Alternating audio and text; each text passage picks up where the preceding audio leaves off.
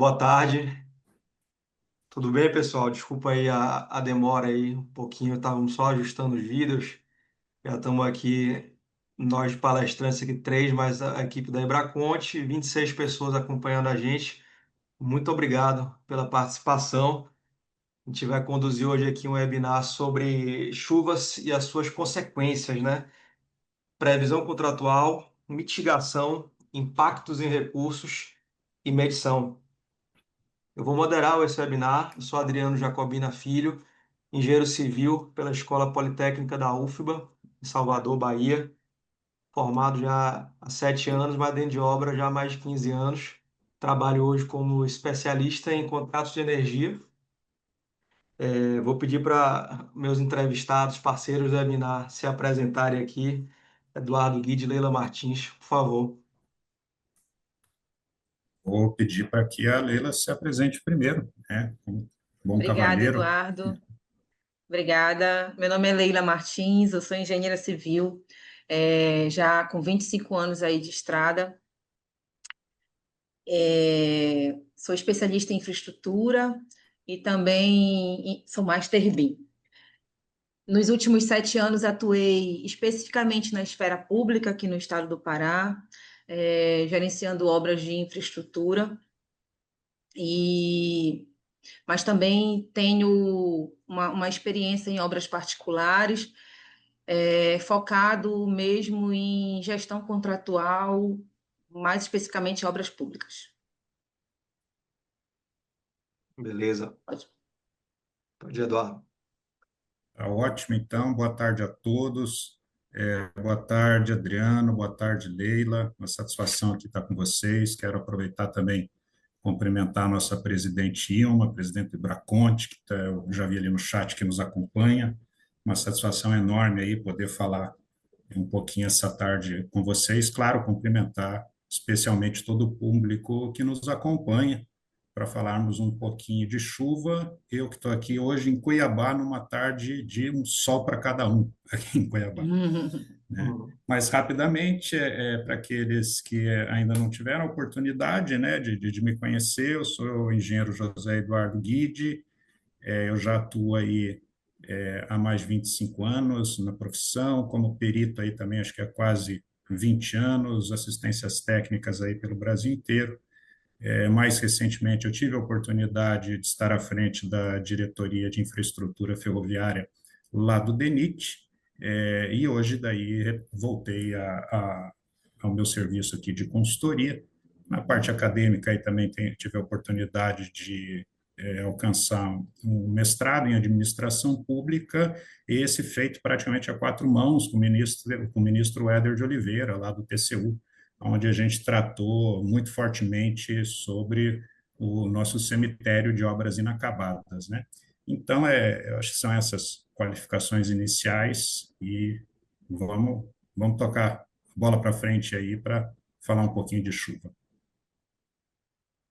Beleza, vamos lá. Reforçar o agradecimento a Ilma Trindade, que está acompanhando a gente, Roberto Uhum. Barral, Ibra Conte, e a todo mundo que está participando aqui conosco, os ouvintes.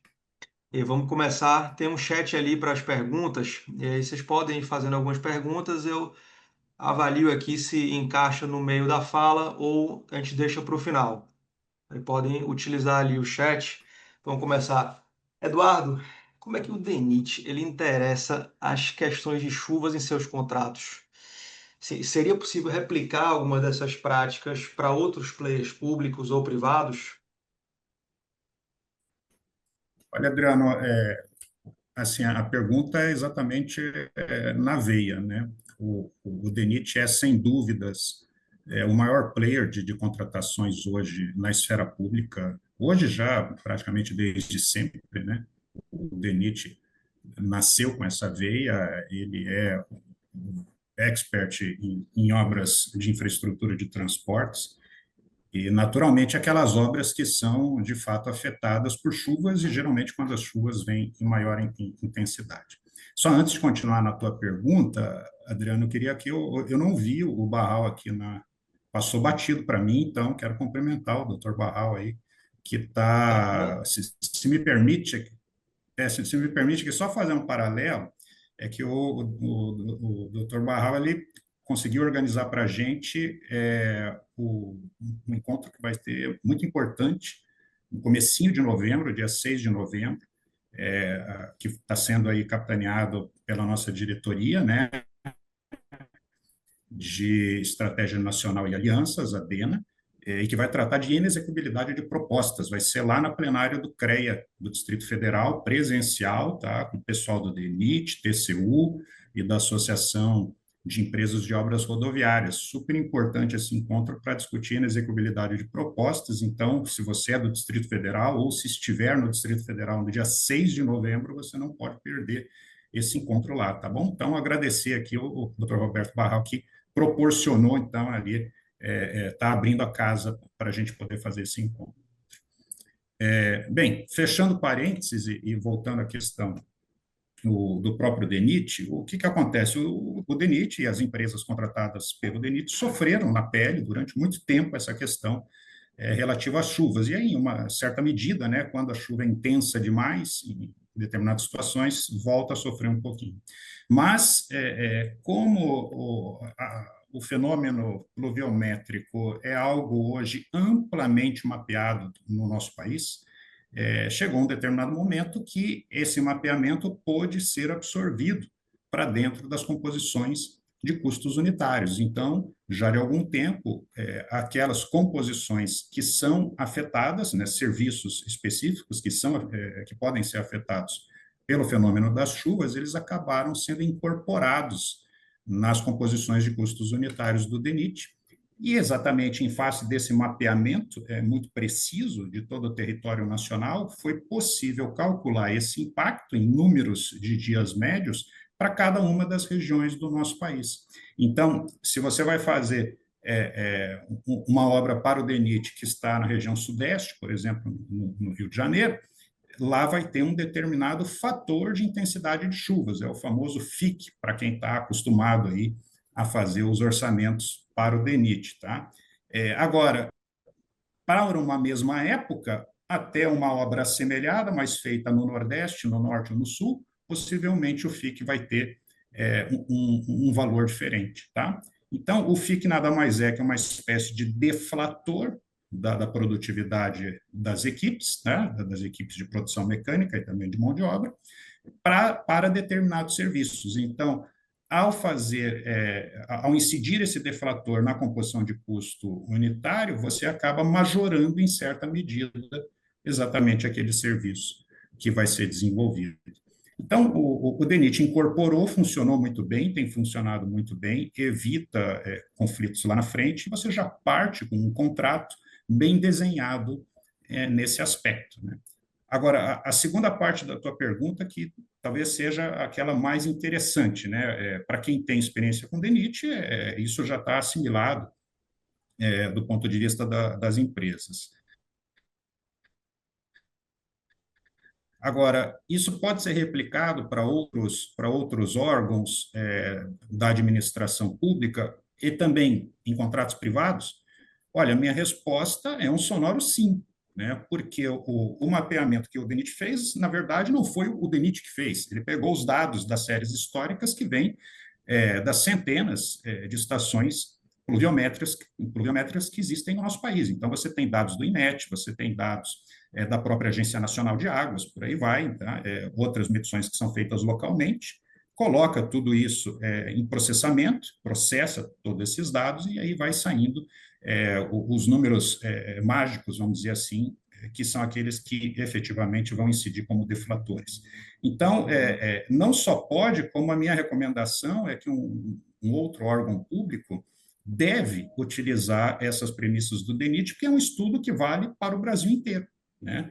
Mesmo que você seja, eventualmente, uma pequena prefeitura, os dados que o DENIT tem tabulados hoje são disponibilizados na internet, é só você acessar lá, DENIT Chuvas, vai baixar lá o manual inteiro, é super simples de você ler e entender como proceder esse cálculo, para além do que já está pronto o cálculo até, tá, para a maioria dos serviços, os serviços mais emblemáticos aí, que prefeituras também poderão utilizar, o cálculo já está pronto, você pode recepcionar todos esses valores.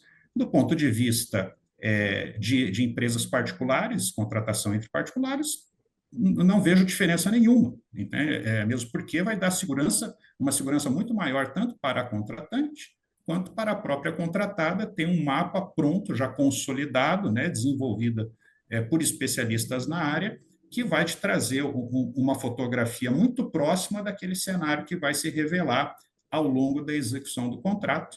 E aí, novamente, se vocês ajustarem a partir desses dados o seu contrato particular, a tendência é que você vai ter uma contratação muito mais segura e menos tumultuada. Legal. Eu tenho um carinho especial com o DENIT, sempre por ver assim, dentro de casa, parentes, tratando como uma referência em gestão, em execução de obra, e sempre olho ali para o DENIT quando estou numa dúvida, para não sei para onde eu vou aqui. Não tem muito claro uma regra por uma instituição, por um IBAP. Deixa eu ver como é que o DENIT faz. E geralmente a gente encontra uma coisa muito elaborada, longa, com muito conteúdo. Eu tenho um carinho especial. Deixa eu ir agora aqui para a Leila. Você Quer me complementar, permite, Eduardo? só para complementar, antes de você jogar a bola para a Leila, tem um segundo aspecto muito importante que o DENIT coloca em termos de orientação aqui já para o momento de partida do contrato. Ou seja, é uma orientação que o DENIT coloca a palavra você deve, né, você, comissão de fiscalização de obra, você deve, aí sim, preferencialmente, que significa o que significa a palavra preferencialmente em termos de licitações e contratos de obra pública? Olha, se for fazer diferente, você precisa me justificar. Tá? Então, deve preferencialmente, quer dizer que você deve fazer. Se você não for possível, aí você vai justificar.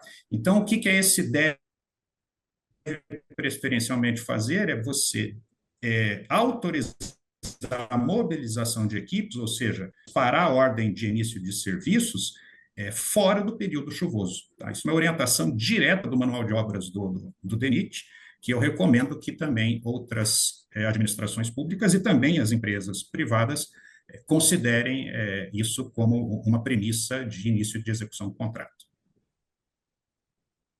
Perfeito. Leila, vamos com você aqui.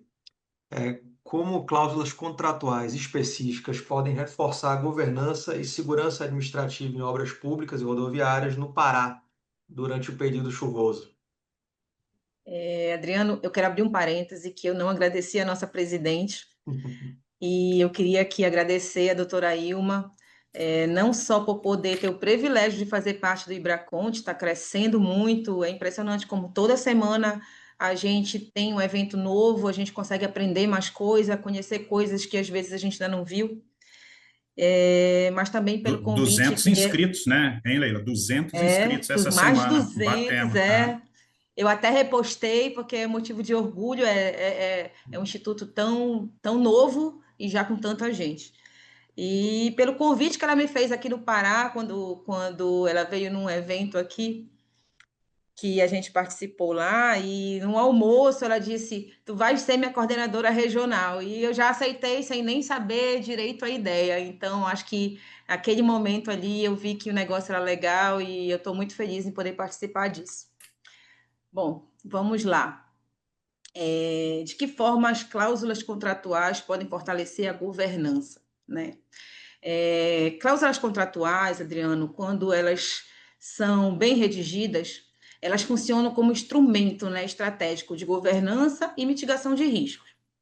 Então, no contexto de obras públicas, principalmente aqui no Pará, especialmente nesse período chuvoso, aqui no Pará a gente só tem 2 estações, inverno e verão, né? É um período de chuva e um período de sol. É importante que algumas cláusulas estejam muito bem claras nesses contratos, né? Eu elenquei algumas cláusulas aqui que eu acho mais assim relevantes. A primeira que eu vou citar é das condições climáticas e força maior. Estabelecer formalmente esses procedimentos, eles ajustam prazos de eventos meteorológicos extremos, né? Eles permitem o quê? Eles permitem suspender o serviço na hora da necessidade, prorrogar ou reorganizar essas etapas, de forma que ajude, inclusive, a empresa a não ter um descumprimento contratual, porque aquilo ali estava previsto, né? Outra cláusula importante aqui que eu acho para a gente é o planejamento e logística. Definir a obrigatoriedade desses planos de logística e contingência, por exemplo, contingência de serviços de drenagem dentro do contrato, contingência de serviços para prevenção de erosão ou manutenção de trechos críticos. Isso assegura que aquela execução ela siga um protocolo e que o gestor ele possa ter o instrumento de dizer, não, aconteceu isso, agora você vai lá e executa essa drenagem que foi necessário, executa, e está previsto, e a empresa também tem condições de receber, né? Porque está previsto. Cláusulas de fiscalização e monitoramento também eu acho importante, porque prever esses relatórios periódicos de acompanhamento de obra, de medição, de auditoria, de inspeção, ela fortalece a segurança, né? Então, esses relatórios eles têm que estar presentes ali dentro do contexto contratual. E, por último, eu elenquei aqui a cláusula de compliance ambiental. Estabelecer obrigações de observar essas normas ambientais durante esse período de chuva é importante, porque previne impactos como assoreamento, como danos em áreas protegidas, e isso também auxilia na governança, reduz riscos, né? E auxilia na governança. Então, acho que essas cláusulas, para mim, são as principais que não podem faltar dentro do contrato para auxiliar nesse contexto de governança. Perfeito. Entendido aí, Leila. Tem uma pergunta aqui do Marcos Vinícius. Ô, Marcos, a gente vai passar um pouco sobre desenhos contratuais, depois a gente vai falar sobre gestão já de contrato em obra, e acho que vamos falar um pouco do que você perguntou. Eventualmente, você reforça a pergunta. Eu vou voltar um pouco aqui para o Eduardo. A gente vai passear aqui entre órgãos federais, estaduais, de controle, situações climáticas de norte, de sul. E vamos um pouco mais aqui. Eduardo, sendo o DENIT um dos entes mais auditados pelo TCU, qual seria a medida para classificar um evento como imprevisível e não ter problema com esses órgãos de controle externo? E seria possível tratar essa possibilidade ainda no edital? É, eu acho que quando você falou um dos mais auditados, eu acho que você errou. É o Eu acho que é o mais máximo, auditado. É o mais auditado, acho que de longe. com Mas certeza. também é o que mais executa obras de calibre, né? Obras de quilate. Então, naturalmente, vai ser aí o órgão da esplanada mais auditado pelos nossos colegas do TCU. Aproveitar aqui também para mandar minha saudação, meus cumprimentos para o auditor do controle externo, né, o Rafael Martins Gomes, que está junto conosco lá na diretoria de Estratégia Nacional e Alianças, que, aliás, aquele convite que eu fiz no começo aqui do webinar, para quem tiver a oportunidade de participar lá da discussão sobre inexecuibilidade de propostas, quem vai tocar é exatamente o nosso colega do TCU, Rafael Martins. Legal. Enfim, né? Enfim, a questão da imprevisibilidade, e eu acho que aqui a gente já vai até aqui começar a responder a pergunta do Marcos Vinícius ali, que é uma pergunta assim, na minha visão, não é uma. Posso ler a pergunta aqui, Adriano, que ele fez aqui? Pode, vamos sim. Então, o que o Marcos Vinícius está perguntando aqui? Se a praticabilidade for menor devido a um nível maior de chuva no período, como que eu faço para evidenciar, né, essa improdutividade das equipes, né? Então, eu acho que essa resposta é larga, por isso que eu pedi essa licença aí, porque uma parte, eu acho, da resposta está aqui na pergunta que o Adriano colocou agora, tá? Então, você evidenciar um evento imprevisível, eu tenho para mim que ele vai passar por 3 classificações. Você vai precisar enquadrar ele, né? Todo e qualquer evento, você pode enquadrar ele em 3 classificações. A primeira é a classificação previsível, a segunda é a imprevisível, e a do meio é aquilo que a legislação chama de eventos previsíveis porém de consequências incalculáveis. Tá? Você saber, você ter a possibilidade, a noção, a compreensão de como enquadrar todo e qualquer evento, inclusive a chuva, em uma dessas caixinhas, é fundamental para você poder não só desenhar o contrato, mas poder, durante o acompanhamento, durante o gerenciamento propriamente dito, poder analisar se os fenômenos que vão se materializar ao longo dessa execução do contrato vão permanecer na caixinha ou se eles vão passar de uma caixinha para outra. O que eu quero dizer com isso? Bem, eu vou pegar aqui da caixinha do meio, que eu falei, né? Um fenômeno previsível, mas de consequências incalculáveis. Então, a partir desse racional, se eu for para a caixinha do lado agora e analisar um fenômeno previsível, por exclusão, por definição lógica, um fenômeno previsível vai ser aquele cujas consequências são calculáveis, são computáveis. Tá? Então, aí já fica mais fácil de você conseguir fazer essa diferenciação. Tá? Então, a chuva é um fenômeno previsível? Eu acho que ninguém tem dúvida disso. Todo mundo sabe que vai chover. Tá? Agora, ele é de consequência calculável ou incalculável? Até certa medida, a partir das séries históricas que a gente estava falando no começo, ela é calculável. Né? Você tem uma ideia, né, de quanto que vai chover, uma média das chuvas em uma determinada região. Então, é por isso que, via de regra, quando você dispara um contrato, você vai estar classificando a chuva como um fenômeno previsível, porque as consequências dele são calculáveis, computáveis, mensuráveis, a partir do quê? De uma série de dados históricos e estatísticos. Agora, o fenômeno previsível, mas de consequências incalculáveis, é aquele que você sabe que ele pode acontecer, porque ele já se materializou em contratos assemelhados no passado, você tem evidências que isso aconteceu, tá? Mas, ao acontecer, o impacto é de impossível mensuração. Exemplo, isso aconteceu assim, de uma forma muito pronunciada, por exemplo, em 2014, lá na cidade que eu resido, Porto Velho, Rondônia, que foi a cheia histórica do Rio Madeira. Rio Madeira bateu a cota de inundação em mais de 2 metros. Tá? Para vocês terem ideia, a cota de inundação era 17 metros, em números redondos, e ele bateu a cota de inundação em 19 metros. Né? Um volume de água imenso, né? Que praticamente cobriu coisa ali de 15% a 20% das regiões mais baixas da cidade.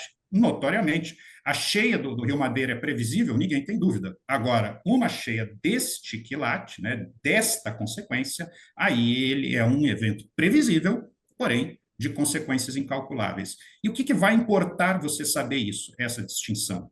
É que para os eventos previsíveis, mas de consequências incalculáveis, via de regra, você vai endereçar isso numa ferramenta, numa cláusula contratual chamada matriz de alocação de riscos. Tá? Isso é super importante. Não é aqui, a gente não pode estender agora, né, a questão da matriz de alocação de riscos, mas essa é a grande função de você saber fazer esta distinção. Sobra, então, agora o evento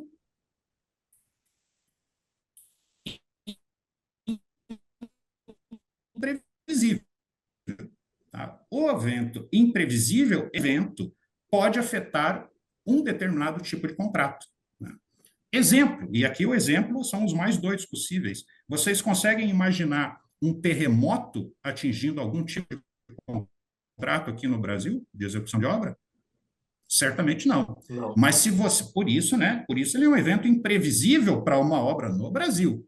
Mas se você estiver fazendo uma obra no Japão, ou, por exemplo, ali na Califórnia, aí ele já deixa de ser imprevisível, porque lá você já tem evidências suficientes de que um terremoto pode acontecer.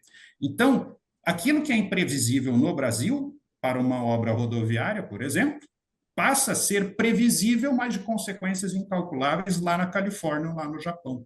Tá? Então, a chuva acima da média, só para dar aqui a saída agora a respeito do que o tribunal pode analisar, o tribunal vai analisar a partir dessas caixinhas. Tá? Então, uma chuva acima da média histórica, cujos efeitos ali são notoriamente que ninguém iria calcular, ele passa a ter esta nova classificação. Este evento tem essa classificação previsível, porém de consequências incalculáveis. A recomendação é que as partes possam ter endereçado isso lá no desenho contratual a partir de uma matriz de alocação de riscos. Mas se isso não aconteceu, possivelmente a gente pode estar diante de um desequilíbrio econômico-financeiro. Entendido. Aí, ó, Marcos complementou aqui um pouco, e aí, às vezes, se a dúvida não ficar sanada, reitera a pergunta, mas ele explicou aqui que é onde que ele está alocado, e aí vamos seguir. Deixa eu ir para a Leila aqui, depois eu leio mais uma pergunta. A Bárbara escreveu aqui, achei legal a pergunta. Vamos para a Leila. Ô, Leila, como é que a gestão de contratos tem enfrentado os impactos das chuvas em obras de infraestrutura no Pará? E de que forma e quais boas práticas podem contribuir para uma gestão mais eficaz e contínua, especialmente em períodos críticos? Se você quiser trazer também um pouco sobre o que é inverno amazônico, é bacana. Vamos aproveitar e explicar um pouco o que é isso. Adriano, eu trabalhei 5 anos na Secretaria de Infraestrutura do Pará, né? Então, assim, o nosso estado é um estado de dimensão muito grande. O Pará, ele tem 1,25 milhões de quilômetros quadrados, né? E ele é composto por 144 municípios, e aqui no estado ele é dividido em regiões de integração. Por quê? Porque cada região ela tem uma especificidade diferente. Por exemplo, a região norte do Pará, no Marajó, é uma região com mais chuvas, né? Enquanto que a região no sul do Pará, ali na região do Araguaia, é uma região mais seca, é uma região mais montanhosa. Então, ele é um estado muito diferente em cada região. Como que... Só voltar aqui para a tua pergunta, que eu fui falar um pouquinho do Pará, acabei perdendo a pergunta. É um país, né? Para todos os efeitos, é um Ele país. é maior do que a Venezuela, o Pará. O Posso Pará. contar uma curiosidade aqui da minha Porto Velho, apesar de eu estar em Cuiabá? Uhum, Rápida, Porto pode. Velho é a maior capital brasileira. Vocês sabiam disso? Em, Não, não sabia. em extensão, Porto Velho é a maior capital do Brasil. Ela tem, de leste a oeste, mais de 300 quilômetros, quase 400 quilômetros. Né? Porto Velho é maior que a Bélgica, por exemplo, só para vocês terem uma noção aí né, Legal. da nossa Amazônia aí. Perdão, Leila, mas eu precisava contar a Ei, partilha, né? Adriano, perdão, eu acabei perdendo a pergunta. Tu pode dar uma repetida aí para mim? Vamos Acabei lá. falando um pouquinho do Pará e saí um pouco do contexto da pergunta.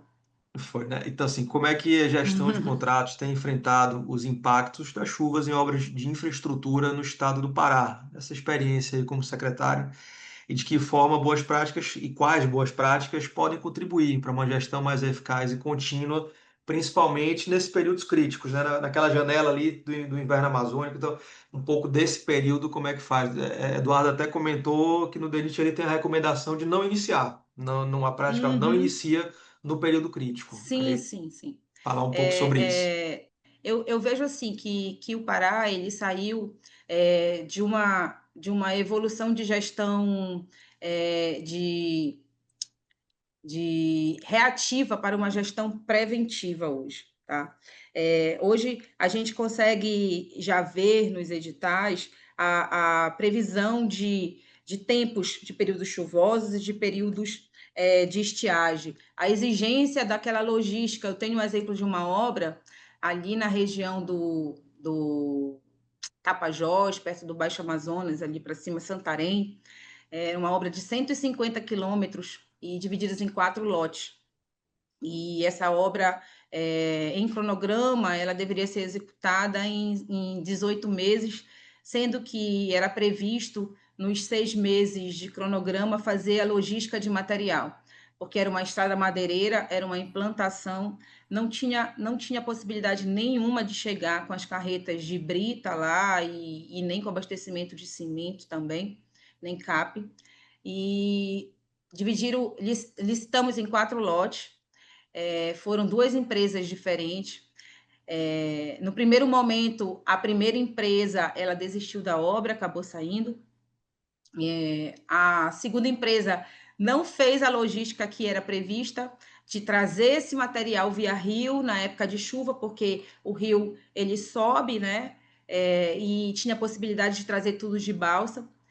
A empresa que pegou o contrato dos 2 primeiros lotes, daquela que desistiu, a gente conseguiu fazer essa rescisão bem rápida, acabou que a empresa fez essa logística e a gente sentiu bem a diferença entre as duas fases de obra, né? Uma empresa acabou, trouxe todo o material na época da chuva, ficou lá com seu estoque pronto, quando deu a estiagem, começou a trabalhar e trabalhou. A outra teve que praticamente esperar o próximo inverno para fazer essa logística. Então, a gente conseguiu perceber isso, gerou vários aditivos de prazo, prorrogação. Para ter uma ideia, ao longo de 2 anos que foram feitas as inaugurações e a gente não conseguiu fazer todas de uma vez por causa desse descompasso, né? Então, essa antecipação logística hoje, para a gente, ela é muito importante, né? Porque cada região ela tem uma especificidade. Também a previsão de produtividade, como o Guide falou, né? A produtividade diminuída nos cronogramas no período de chuva e uma produtividade maior nos períodos de estiagem, e esse cronograma ajustado para que atenda à especificidade da nossa região. Outro ponto que eu vejo é a documentação também, é um ponto positivo. Hoje, os processos aqui, eles têm uma documentação robusta, não que não tivesse isso antes, mas a gente conseguiu ajustar o procedimento para que relatórios fotográficos já fossem já referenciados de acordo com cada item que está sendo medido, com que os ensaios tecnológicos também estejam ali dentro daquele calhamaço de documentos, com memórias de cálculo, tudo isso para medição. Isso foi sendo viabilizado e melhorado ao longo desses 5 anos, né? Agora, eu vejo também pontos negativos nessa evolução aí da infraestrutura aqui no Pará, que é a questão de não ainda conseguirmos fazer medição de indicadores. A gente não consegue ainda medir o desempenho muito dessas obras, sabe? Isso aí eu vejo como um ponto negativo. E outro ponto negativo que eu vejo é o treinamento das equipes, não só das equipes de fiscalização ou infraestrutura, ou dentro do governo em si, mas também das equipes dentro da obra, né?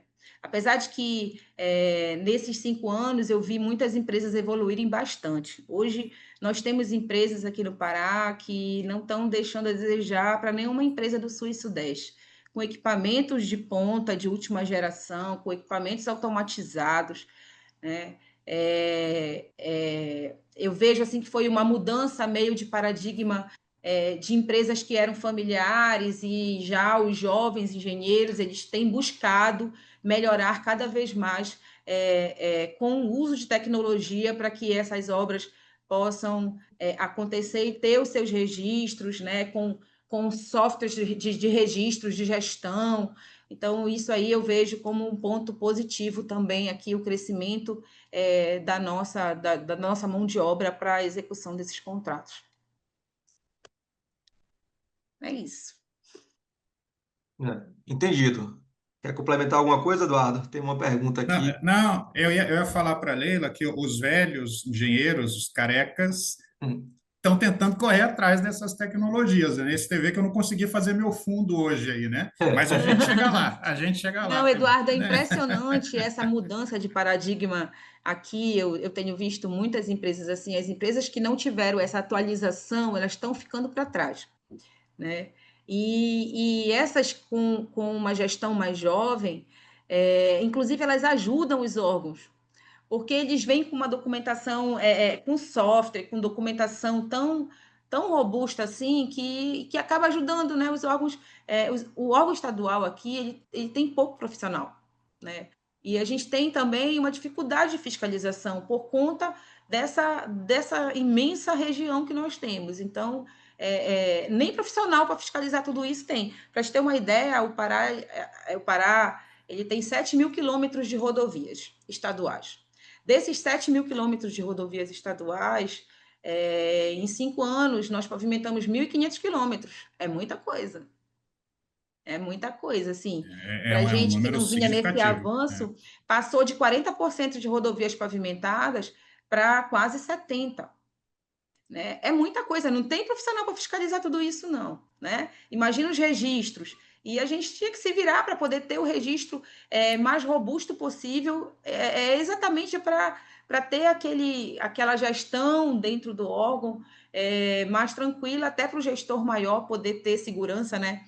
Porque são obras de grande vulto. É aí que entra a tecnologia que você estava falando, exatamente. É. Vamos lá. É, Eduardo, eu vou aqui dar minha opinião numa pergunta aqui da Bárbara. Se complementa aqui com também do João Baroni na questão de quantos anos a gente deve considerar. Eu vou dar minha opinião e você vem comigo aqui. O que que a Bárbara perguntou? Como definir e configurar chuvas extraordinárias? Utilizar dados pluviométricos, projeções climáticas recentes, comprovações de dados meteorológicos internacional, instalar um pluviômetro na obra. Essa pergunta dela não falou de tempo aqui, e eu vou começar a resposta aqui. O que que a gente olha aqui, Bárbara? É muito importante olhar para o histórico, olhar para trás, a quantidade o quanto você olha para trás e de qual momento você passa a olhar para trás, ela passa, a gente combinou aqui, eu, Leila e Eduardo, cada um talvez falar um pouco de algum fenômeno, e um fenômeno que afeta muito a gente aqui é o ciclo ENSO, é a sigla em inglês para o El Niño Southern Oscillation. A gente precisa saber o quanto a gente olha para trás, baseado em qual momento do El Niño ou do La Niña a gente vai viver. Que às vezes que você acabou de terminar um El Niño e você olha os últimos 3 anos e vai pegar um La Niña de 4 anos, a depender de onde você está no Brasil, não vai refletir nada dos últimos 3 anos. Tinha que pegar do -4 até o -7.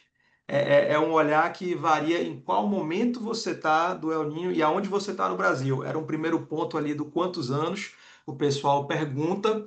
E assim, é muito difícil você ter uma referência histórica exatamente no site. Então, a recomendação que eu acho interessante, tento praticar nos projetos, é ter uma estação meteorológica, nem falo um pluviômetro, ter uma estação meteorológica. Dentro da obra, assim, tem muitas de primeira linha, auditadas, já com um bom tempo de mercado, procurar um software desse que já tenha tempo e utilizar um markup. O que eu olho sendo bem justo, bem fair na história, né? Quando você pega referências históricas, vou dar um exemplo recente de um galpão que pego referência histórica, eu tinha uma área verde. Eu coloco nessa área verde 100 máquinas queimando diesel. Naturalmente, alguma nuvem que passa, ela vai precipitar, porque foi criada uma ilha de calor. Então, para ser fair, tem que ter um markup, não pode ser só a média. Ali você vai criar uma situação diferente. E o que que a gente fez? 20% acima da média. A partir dali, a gente considera um evento, assim, e ali o extraordinário foi ali. É uma opinião minha, geralmente consigo conversar isso muito bem com o fiscal, com contratada, com o cliente, tem uma lógica nessa discussão. E aí, Eduardo, se quiser entrar aí para complementar. Eu estava pegando aqui, eu também estava lendo as perguntas dos colegas, e é muito essa questão, né? Tipo, eu acho que ninguém tem dúvida com relação às questões de que os contratos precisam ter uma nota de partida em termos de média, né? O caso do DENIT aqui, rapidamente, a título, né, de curiosidade, ele parte de 10 anos de leituras da Uhum. Agência Nacional de Águas, tá? 10 anos. É a nota de corte.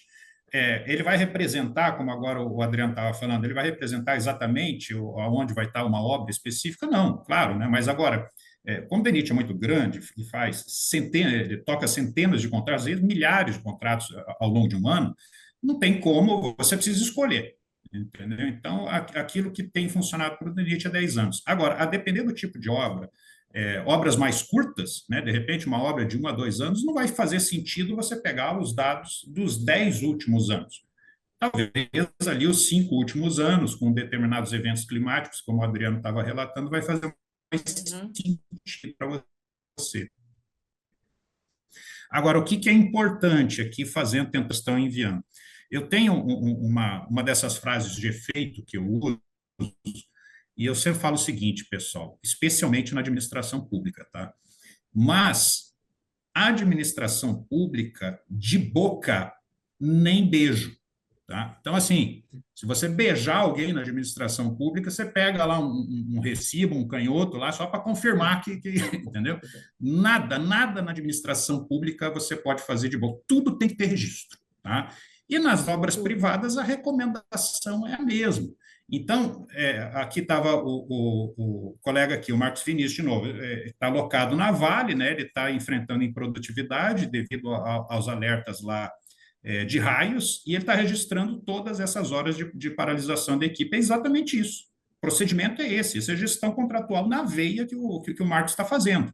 Tá? Por quê? Pode ser que lá na frente haja algum tipo de compensação entre, sei lá, você ajusta com o teu contratante, mas pode ser que o teu contratante bata o pé e fala, olha, eu não quero saber, mas daí você tem todos os registros para poder comprovar que você, de fato, esteve impedido devido a esses eventos. Então, assim, uma recomendação que eu preciso colocar aqui para vocês, em toda e qualquer gestão de contrato, isso vai além do próprio desenho contratual, eu tenho para mim que obras de infraestrutura, em especial, pessoal, estação pluviométrica, pô, o custo é É o zero quando você básico, vai né, Guide? comparar. Você entendeu? Quando você vai comparar com o total da obra, o custo é Uhum. zero. Você colocar uma ou duas pessoas para se revezar, para dar a operação necessária, a manutenção desses equipamentos, fazer as leituras, para você ter o mapeamento de tudo que aconteceu na obra, gente, isso aí, assim, e eu sei que na prática tem muita gente resistente entende isso como um custo desnecessário. Olha, não é. Entende? Você tem que encarar isso como um seguro, entende? Porque se lá na frente tiver problema, são esses registros que possivelmente vão poder salvar a tua pele de um contrato que iniciou superavitário e de repente se tornou deficitário devido a fenômenos climáticos. Então, tudo isso você vai precisar trazer para dentro da tua gestão contratual e, claro, materializando todas essas leituras já no diário de obra. E por que isso? Tá? Você vê, essa aqui é só para completar essa pergunta do Marcos Vinícius, quando, na verdade, o complemento dele, que ele fala, estou registrando todas essas horas de paralisação. Sempre tem uma questão comercial envolvida, então você tem que ver qual que é o teu, né, como que é o teu approach aí com o teu contratante. Mas eu gosto muito de valorizar o que o pessoal do direito, né, notoriamente, fala assim do princípio da boa-fé das relações contratuais. O que eu quero dizer com isso? Na minha concepção, considere o teu caso concreto, tá? Mas na minha concepção, além de você registrar, você tem que ir lá e mostrar isso para o seu contratante, né? É assim, Isso aí. real time, tá? Então, está acontecendo isso, está aqui, está registrado, tá? Isso aqui pode afetar o contrato lá na frente. Então, o princípio da boa-fé contratual é fundamental, especialmente se vocês não chegarem num bom termo e lá na frente isso desaguar numa disputa judicial ou arbitral, você pode ter certeza que os árbitros e os juízes vão levar em consideração a tua boa fé contratual. Tá? Então, acho que assim, as recomendações mais gerais, né, em termos de fenômenos climáticos, chuva especificamente, são essas aí. E essa boa-fé, na verdade, está ligado à transparência, né, Guide? Esses registros bem feitos e de conhecimento do teu contratante, ele diminui de sobremaneira, assim, os teus problemas futuros. Isso aí, para mim, é o mais importante, né? É registrar e dar o conhecimento. Perfeito. Vamos lá. Leila, eu vou aqui com você. Tem muita aderência com o que acabamos de falar, né? Quais soluções práticas e tecnológicas podem ser adotadas nos canteiros para garantir os registros pluviométricos precisos e rastreáveis, eliminando subjetividade e fortalecendo a gestão de riscos e prorrogações contratuais? O Gui já até respondeu essa pergunta praticamente, né? Só Instalação se de quiser complementar. equipamentos. Tu também, Adriano, aqui a gente chama tu, tá? Instalação de de pluviômetros digitais ou automatizados, né, se for o caso. Aqui na nossa região, a gente acaba ainda, muitas empresas ainda usam pluviômetros digitais, tá? Com aquela obrigação de estar ali fazendo esses registros diariamente, né? Integrando esses dados em planilhas ou de uma forma mais simples, mas também em aplicativos, softwares, Power BI, né? Eu vejo também que vincular esses dados com o diário de obra é muito importante, né? Com fotos, que é o que já foi falado, com relatórios de campo, formando sempre um dossiê e apresentando esse dossiê, formando dossiê, e esse dossiê ele vai acabar tendo, compondo uma rastreabilidade do que está acontecendo, né? E também apresentando sempre esse dossiê, pegando sempre a assinatura, de preferência com assinaturas digitais dos contratantes, dos fiscais. Então, eu acho que unir a tecnologia com essa documentação técnica é essencial aí. Acho que é isso. Eu queria, eu consigo pegar só um gancho aqui, Vai lá, Edu. Uhum. Adriano. Vai lá. É porque o João tinha colocado aqui, no chat a questão do plano de chuva. Eu acho super interessante o que ele colocou aqui, porque ele colocou aqui em contratos particulares, contratos privados, né, que a hora que ele vai colocar a questão do plano de chuva, esse desenho contratual, as especificações estão sendo muito generalistas e é o que o João está colocando. Assim, já vou te dizer o seguinte, João, isso não é só contrato privado, não, tá? Em vários contratos aí de órgãos públicos, isso também vem de forma muito lateral e uns nem vêm. Alguns nem têm essa previsão. Mas aqui eu gostei muito do comentário dele no final, que essa questão do plano de chuva, ele precisa ser muito bem explicitado na proposta técnica, né, da parte da proposta técnica e da proposta comercial. Isso eu concordo em gênero, número e grau com o João, e a minha recomendação é assim, número significativo de casos, o contratante privado, ele tem um teto de preço e ele fala, olha, o preço é esse e não tem muita conversa com ele. O contrato assume muito mais um teor eminentemente jurídico e as questões técnicas ficam um pouco lateralizadas, tá? Então, se não for possível você trazer isso para dentro do contrato, ou seja, você elaborou a sua proposta considerando uma média histórica de chuvas. Em tese, né, tipo, a boa prática da engenharia de custos orienta que a gente faça isso, tá?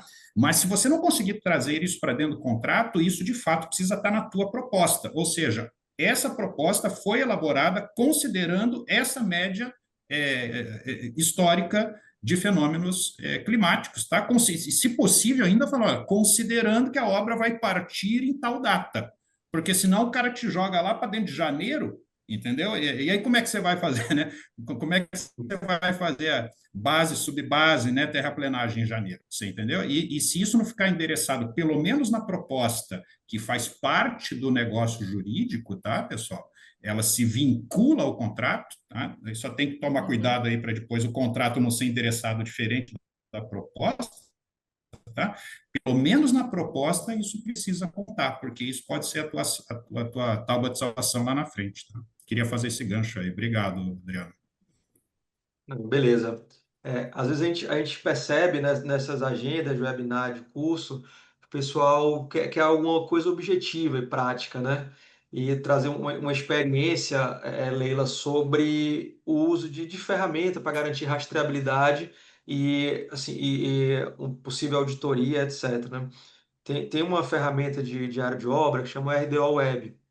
Ele já tem a Uhum. ligação direta com o INMET, com o CEMADEM, então puxa médias históricas dali, ou a própria média ali do dia para compor o RDO, e tem a opção de já fazer link com estação meteorológica. Já tive experiência de usar uma estação da Plugfield, que ela tinha um API junto com o RDO Web, então já saía sem ninguém alterar nada, nem mexer qual era a média ali histórica e o que aconteceu no dia.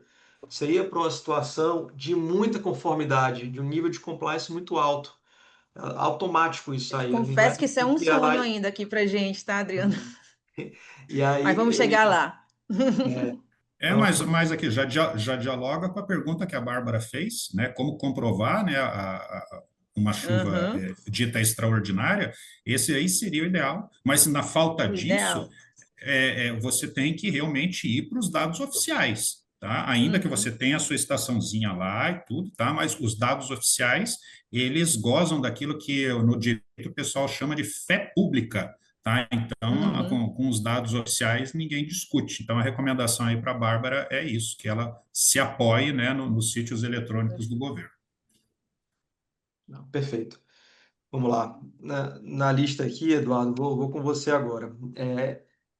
Já a gente se aproximando aqui do que programamos para fim, eu lembro que no briefing que a gente fez do webinar, você comentou sobre um evento específico que você viveu de nevoeiro. Ah, E é não verdade, né? existia especificamente a previsão contratual para como tratar aquilo, e despertou muita curiosidade. É mais um ponto aqui do nosso, esse tamanho continental que temos, que traz coisas diversas ali. Comenta um pouco para a gente como é que foi seu nevoeiro, como é que solucionou, ou ainda tá, né? É, é, Fala um pouquinho, por esse favor. foi.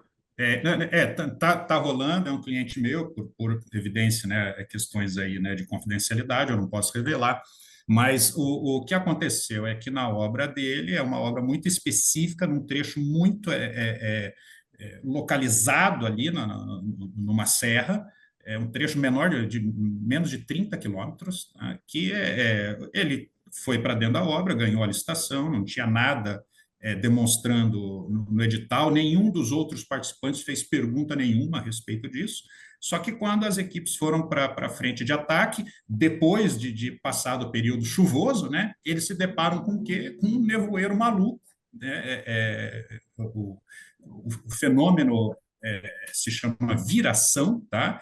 É um nevoeiro maluco que ele se materializa durante o dia, né? Muito diferente da maioria dos nevoeiros que nós conhecemos nas estradas, que exigem projetos de sinalização adequados, né? Mas esses nevoeiros, eles, via de regra, acontecem no período noturno, de madrugada, e logo nas primeiras horas da manhã eles se dissipam, e a obra segue. Né?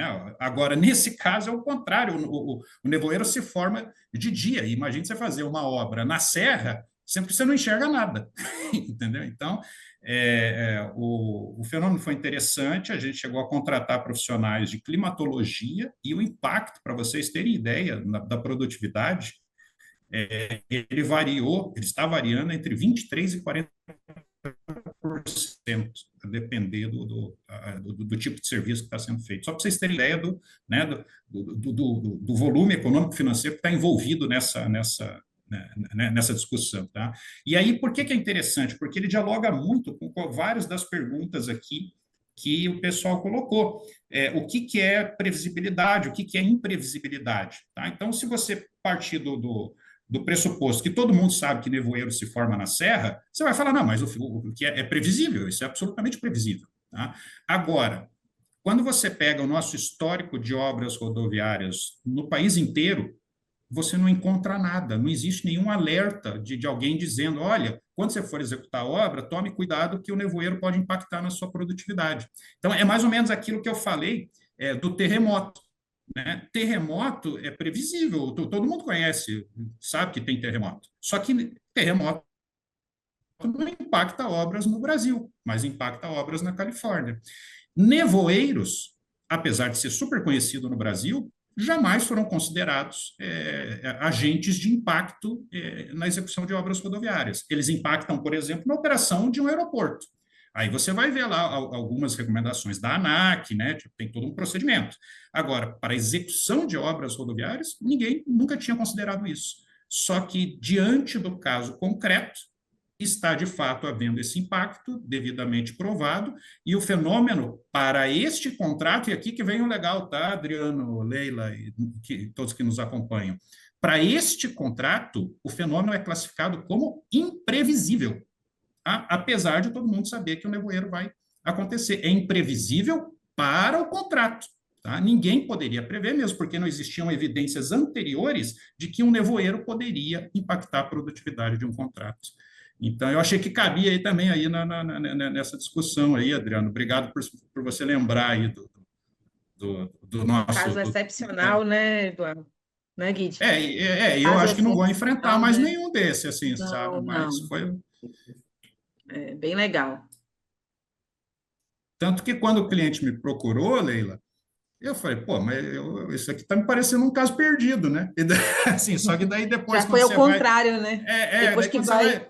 quando você vai puxando o novelo de lã, daí você, opa, então Uhum. não, Opa, ele tem realmente, razão. É. entendeu? Foi isso. Então, pessoal, acho que vencemos aqui a ideia inicial do que escrevemos, dos questionamentos ali. Eu vi alguma coisa sobre se um lado não aceitar, não quiser assinar. O Gustavo perguntou ali como é que legaliza os registros. Não é tão o foco assim do Ibraconte se direcionar para alguma coisa de disputa entre partes. Tem muito material, tem outras associações que têm um direcionamento mais específico. E assim, se vocês quiserem perguntar mais alguma coisa, pessoal, a gente reservou uns 5 minutinhos ali no final. Eu dei uma passada em todas as perguntas e acho que a gente conseguiu vencer a maioria. Todos os participantes, se quiserem, coloquem ali alguma coisa no chat. A gente já se encaminha aqui. Estava pensando de 17 às 18, a gente já se encaminha aqui para o encerramento. Uhum. Só para não Eduardo, deixar, Leila. Adriano, só para não deixar assim, o Gustavo tão assim também, uma recomendação, só para voltar naquilo, né? Tipo, o Adriano tem razão, não tem aqui para Conte, não seria o ideal a gente avançar nesse aspecto eminentemente jurídico, tá? Mas eu queria só reforçar aquilo que eu falei, a Leila reforçou já também, do princípio da boa-fé contratual, né? Tipo, então, tem que ser dos dois lados, tá? Então, se um lado não quiser assinar o registro, tudo bem, paciência, né? Mas aí a boa-fé contratual partiu de você, né? E eu acho que isso vai fazer toda a diferença lá na frente.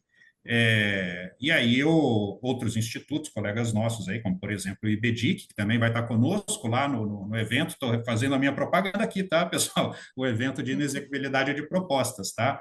O time do IBDIC lá, capitaneado pelo Marcelo, Alexandre Aroeira, tantos outros lá, e a maioria, um número muito grande aqui do pessoal do Ibraconte também faz parte do IBDIC, certamente é uma instância ali, é um fórum melhor para te entregar isso em detalhes, tá bom, Gustavo?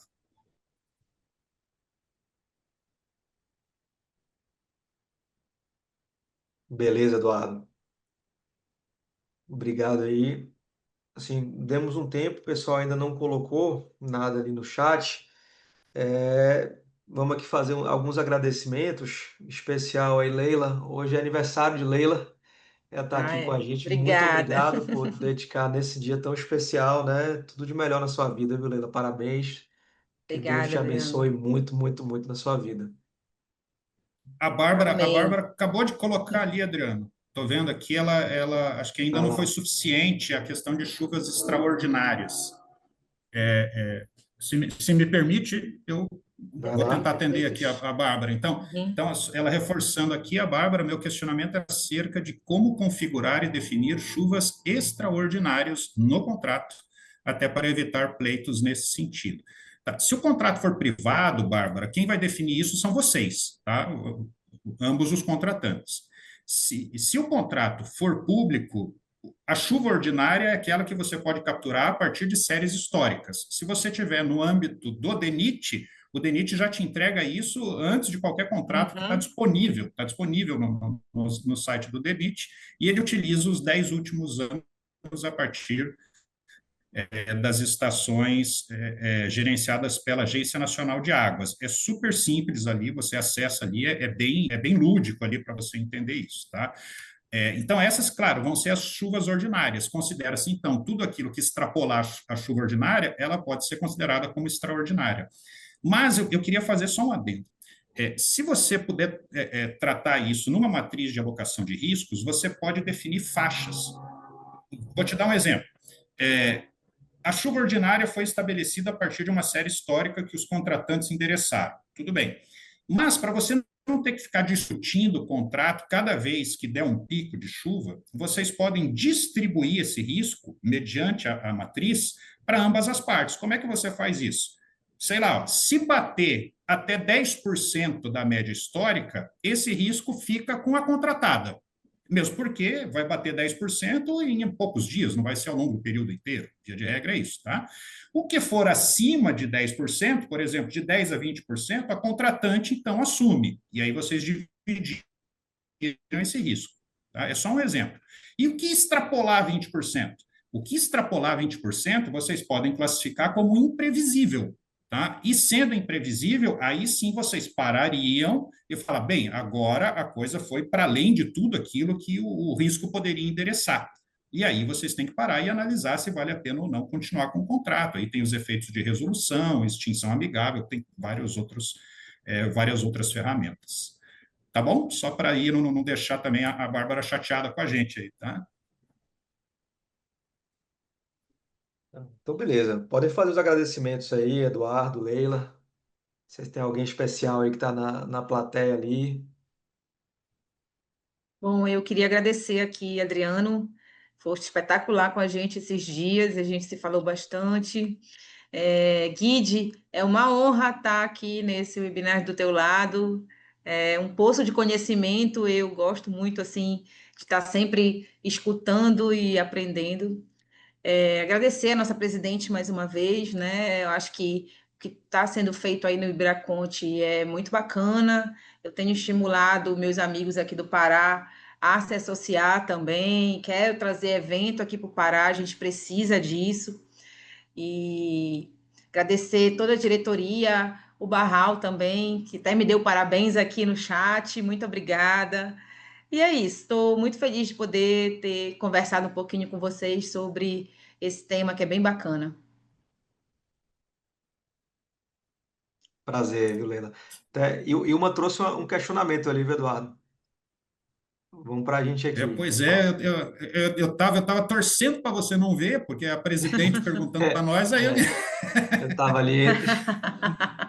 Vou ler aqui.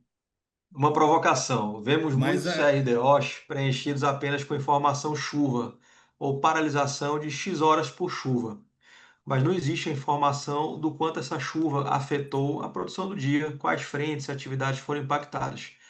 E depois vem um pleito que não é aprovado. Como é que melhora essa redação, Eduardo? é exatamente isso. O que aí a clássica relação de causa e efeito, né, do fenômeno e o impacto.